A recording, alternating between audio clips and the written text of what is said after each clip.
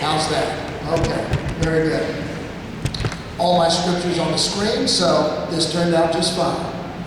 Anyway, you're in the midst of our series, Family Matters, here at St. Mark's Church, which we're spending the month of November taking a look at family from a faith-based way. And today we're taking a look at what the Bible says marriage is. Now I want to begin with an observation. Some time ago, I suspect I crossed the point where I had preached my 1,000th sermon. And this sermon today sets the record for the amount of anxiety created before I even said a word. I have been lobbying relentlessly this week. What are you going to talk about? Be careful, don't say anything that's going to upset anybody, okay? Well, isn't it interesting that here we are in 2011, and the subject matter of marriage is anxiety-producing. I think there's a couple reasons for that, namely, and again, it's all sign of the times. You know, first of all, any audience, any gathering of Americans, there will be people present where marriage, the subject matter thereof, brings back thoughts of pain and disappointment and brokenness. We live in a society where there have been many of us who have experienced the brokenness of divorce. Also, what creates further anxiety, this being 2011, of course you know that our country is in a very large, heated conversation about exactly who can become married in the United States of America. Well, let me say this as a way of setting up what I'm about to say. Number one, first of all, just because something is uncomfortable for us, that does not mean we should sweep it under the carpet. Keep in mind that God has given the message about marriage to the church, to the community of faith. And just because it may be an awkward topic doesn't mean that we are to dismiss it. In fact, to dismiss it would be very, very unhealthy. And understand too where I'm coming from. When it comes to marriage, I am not a theorist. I have probably performed a little over north of 250 marriages. And I am a practitioner. I work with men and women who come to want to be married in the church. I am a practitioner when it comes to the subject matter of marriage, and I hope that what I have to say will come across to you as coming from where I am, a pastor, where this is a big part of my practice. Now, keep in mind, too, that we're going to make some assumptions. The Bible assumes that people fall in love. In the dim, misty recesses of the past, the Bible assumes that people get bit by the love bug and fall head over heels for each other. Romance was as alive then as it is now. It's a little bit different, but romance has always been. Also, keep in mind, too, that my time is limited and I can't cover all the topics regarding marriage. I can't give you any advice today about how do you handle the in-law that's driving you crazy. I can't give you any advice time-wise over conflict. Gee, what do you do when your child does this? Or what's the best thing to do on a date night with your spouse? What I'm simply doing here is this. I'm giving you a presentation of how I would talk about marriage to middle schoolers. I used to say high schoolers. I think middle schoolers ought to be hearing this from the church as well. Even though you mostly are not middle schoolers, I think what you will hear me say, you will hear some of it for the very first time. Or you haven't heard it in a long time, or you have seldom heard it. But it's important for the church to reclaim the basic messages about marriage. Here's why.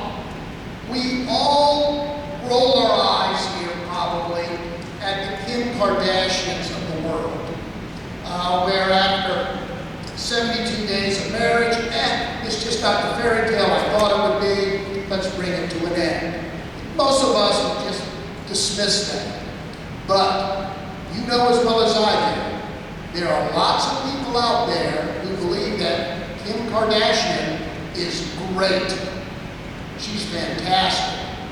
And how she lived ought to be modeled and replicated.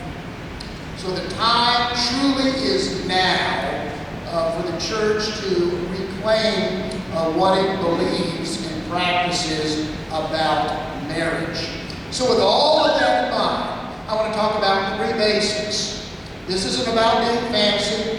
This isn't going to be about sounding like the front of a Hallmark car. This is about the basics.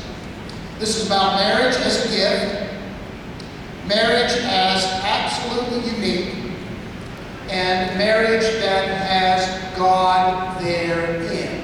Let's take a look at those. First slide, please. Should everyone get married? You know, you may be in a gathering of some highly educated folks, and the subject matter will come up. Should everyone get married? And right away, someone will get a starry look on their eyes, and they will say, wow, I believe there's someone for everyone. We hear that, don't we? Should everyone get married? Well, the answer to that is no. No, they should not. If you take a look at 1 Corinthians chapter 7, make that your challenge this week. Go and read 1 Corinthians chapter 7. It says a lot in there, a lot of back and forth. Paul's not always the easiest to read. But in 1 Corinthians chapter 7, it talks about marriage being a gift and singleness being a gift. In fact, depending on the circumstances, Paul says it may be preferable for someone to have the gift of singleness. Some people are called to be married. Some people are called to be single. So often when we're contemplating marriage or remarriage, our default is to throw a passive aggressive at God and say, God, gee, don't you want me to be happy? Well, according to 1 Corinthians chapter 7, the real question is, do I have the gift of marriage or do I have the gift of singleness? Now let me say a word about the gift of singleness. The gift of singleness is given by God to certain people. Some people have that as a gift. Now let me go ahead and address the issue about singleness regarding sexuality. Remember I told you this would be a little bit PG-13? Well, here it comes, okay? What about sexuality when it comes to someone who has the gift of singleness? You know, at one time I had a good friend who was studying to be a priest and aware of the vows that he would one day take. And I was close enough to him to ask him, hey, guy to guy, when you become a priest, don't you worry that you're going to miss, well, you know. And he said to me, good question, that when someone has the gift of singleness, God does not magically make them asexual. Rather, God gives them a life with opportunity so that those energies are dispersed in other key areas of life. Now think about it, this makes really good sense. I think you can understand the logic in it. We all know people, and perhaps you've had a chapter of this yourself, that if just 10% of the effort that was put into the pursuit of sexual activity was spent, that 10%, with education or with a job, that person would be far better off, right? So the gift of singleness comes with it a life where God truly takes care of you. And God makes certain that all the areas in your life are covered and satisfied and again cared for. So first of all, singleness is a gift. And again, you'll read 1 Corinthians chapter 7. In some circumstances, Paul says it's preferable. And I think all pastors pastors would agree, there are some people who really should never get married. And there are certainly some people who have the gift of singleness because they're doing amazing things for God in that context. But for those who are married, remember your marriage is a gift from God. We want to think about marriage as contractual or something we kind of go out there and figure out on our own. But ultimately, marriage is a gift from God to a man and a woman. Let's take a look at the next slide. The second point I'd like to make as we take a look at biblically what marriage is the affirmation that marriage is a completely unique relationship. There is nothing else like a marriage relationship. Now there's this really interesting verse. It is so key in the scriptures that it is mentioned 3 times. It's mentioned in the Old Testament literature, it's mentioned in the Gospels, and it's mentioned in the epistles. I think we should pay attention to it if it's mentioned 3 times. And it simply says this: for this reason, a man shall leave his father and mother and be joined to his wife, and the two shall become one. Notice it says that a man and a woman differentiate themselves from their families of origin. Let me be careful here. They do not cut themselves off from their families of origin. But they still, in marriage, are living a life that is unique, differentiated from the families of origin where they came. Let me share with you a story. A professor told me this some years ago. He had gotten married about the age of 25, and right away his new bride and his mother began to have conflict. So this professor at a young age found it necessary to go and have a talk to his mother, with his mother. And he had to say, "Mom, I love you. I will always love you. I will always be here for you. I'm not going anywhere. But Mom, you need to know I'm married, I have a wife, and she is my #1 woman." As you can suspect, that conversation didn't go well. But eventually, Mom got it. It took time, but eventually, Mom got it. So a marriage is a man and a woman who are living differentiated. They're living in a very unique, sacrosanct relationship together. Now let me go ahead and throw out probably the one piece of practical advice, and this will probably generate the most emails this week. When it talks about a man and a woman leaving mother and father, being, differentiated from their families of origin, let me say this, and again, this comes from the practitioner. If you have adult children who are married, love them, be present to them, help them, but do not interfere with their marriage. Bad stuff. Bad stuff. Why? Because it short circuits this. That's why that's inappropriate. Love them, be present for them, help them, but to interfere really tinkers with something that should not be messed with. And the two are joined together, and the two become one. Nations rise and they fall. Economic systems rise and they fall. Philosophies come and go, but the marriage has survived. The institution of marriage has survived. Why? Because it is sacrosanct. It is unique. Your spouse may be your friend, but your spouse is not just another buddy. You and your spouse may enjoy going bowling together, but your spouse is not just another bowling buddy. And there's something unique and sacred about the marriage relationship. Therefore, it needs to be treated as something that is unique and sacred. There's nothing else like you and your spouse. There's nothing else like it. It truly is a historic, unique situation. And God describes it here not once, but 3 times in the scriptures. And finally, let's take a look at our third point. Next slide. There we go. We're talking about marriage is a gift. It is a gift. Marriage is a unique relationship. And also, a marriage is about being focused on God for a purpose. Now, here you have some words from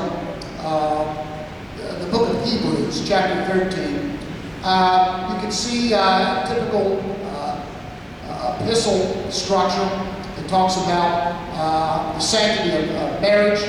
It talks about the problem of adultery.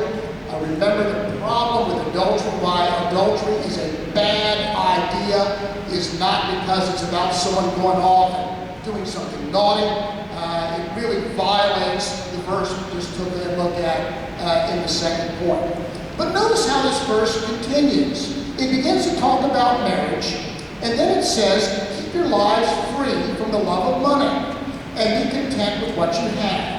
For he said, I will never leave you or forsake you. So we can say with confidence, the Lord is my helper, and I will not be afraid. Isn't it interesting that God tells married folks not to be overly concerned about money? And that's hard to do, isn't it? In fact, I dare say a lot of your marriage conversation may revolve around, well, money. I believe what the writer of Hebrews is saying is this: that while we may be concerned with all the peripheral things of this world related to our marriage, it is important to understand that God is present in the marriage. God is not just the moment that where a little bit of God dust is sprinkled at the wedding ceremony, and then the couple kind of goes off for the rest of their lives, just kind of figuring it out on their own. Marriage is about God being present. The United Methodist Book of Worship, their wedding ritual, really has some great prayers in it, because it calls upon the married couple to unite for the purpose of serving God. That together in some way, shape, or form, husband and wife are about serving God together. It is critical that God be present in a marriage. Not just the service aspect, but we need God present in our marriage for other things too, such as forgiveness. In order for marriage to really work, there needs to be a lot of forgiveness present. And to have God present in the marriage certainly makes the forgiveness issue more forefront and easier to access. God being present in the marriage. It is about God, it involves God, and God is there in the midst for husband and for wife. Now again, keep in mind that as we talk about marriage, I fully realize the complexities of 2011. But that should not prevent the church, should not prevent us talking about and teaching the basics of what it is and what it's all about in its very core biblical values. I think to understand and accept this does take mercy and forgiveness. You know, so often a pastor will preach and really lift up this very lofty understanding of marriage, and I know everybody out there is thinking, gosh, must be nice. And that sure isn't us. And that's why we talk about forgiveness, and that's why we talk about mercy. And that's why we talk about marriage as something that we often have to struggle. But I hope I've raised your awareness a little bit about what the Bible says marriage is, because out there when you leave this place, you're going to have thousands and millions of different sources talking to you to define what marriage is all about. And I hope this day has given you some secure anchoring on the topic. Now looking ahead, next week, we're really going to be bridging off point number 3. What does it mean when God is present in the family? Not just present in the marriage, but what does it mean when God's there in the family? What is a God-focused family? What's that all about? You know, what's that look like? And, you know, does it seem too heavy and not particularly interesting? But God present in the family is what God intends, and it really seals your family's hearts together. And then don't forget, in your bulletin, you should find a white index card. Now what we want you to do is write their toughest questions about marriage and family. Because Reverend Hill is going to get those, okay? I said, Karen, how about you take the last of the series? Well, actually, she's the best one to do it. Karen, by profession, is a trained pastoral counselor. So I thought it would be very interesting for all of us if she were to integrate your wonderful, hard questions into her message for November the 27th. So don't forget those. The offering plates have already gone by. You can just hand us those cards on your way out. We'll make sure Karen gets those. Don't sign your names to them. Just put down the best questions that you can. Hey, it's great to be here with you. It's great to serve the Lord with you. I appreciate every one of you. I appreciate your struggles. I appreciate your faith. And I appreciate how much you love the Lord. God bless you.